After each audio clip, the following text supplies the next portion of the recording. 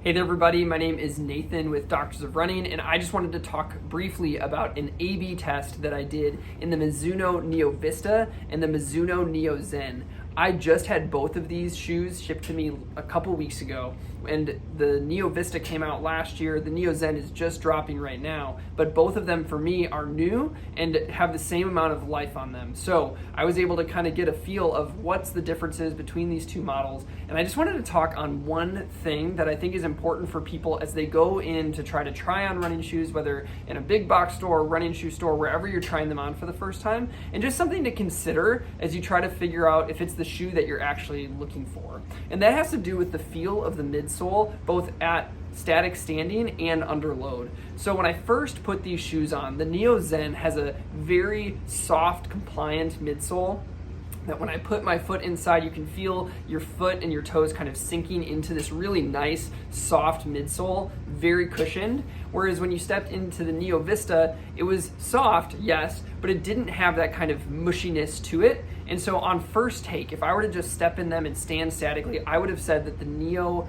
Zen was going to be two things: that it would have been a softer running experience, and that it also would probably be less stable, just based off of that initial step and feel alone. But what we know about the properties of midsole foams is that they change in their response under load. And so if you are standing still and very slowly compressing a midsole foam, the amount of compression or compliance and resilience is going to have a very different sensation than if you are loading it quickly. There is a velocity dependent response to midsole foams.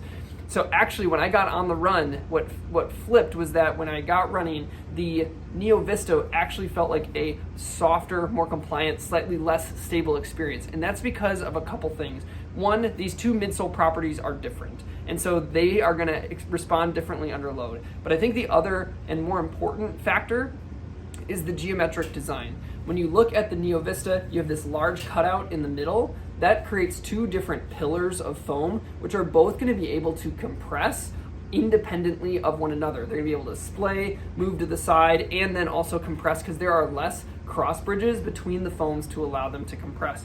Whereas when you look at this shoe in the Neo Zen, you have a completely filled in midsole. There's a little bit of a groove, but for intents and purposes, the lateral and medial sides of the shoes are connected, which is going to decrease the amount of independent compression on the medial and lateral side. So when it comes to cornering, when it comes to overall stability on the platform, this one actually is gonna, for me, was a little bit more stable than the Neo Vista because of the ability for this to independently compress, even despite the reality of a plate in the Neo Vista. So both of these are great shoes. If you haven't been following Mizuno over the last year, they have had a huge evolution in the type of running experience that you get in their shoes, both from how they construct from drop, but also their foams are much updated. So definitely worth checking out. I believe the Neo Vista is getting another upgrade this year, so we'll have to keep our eyes out on that.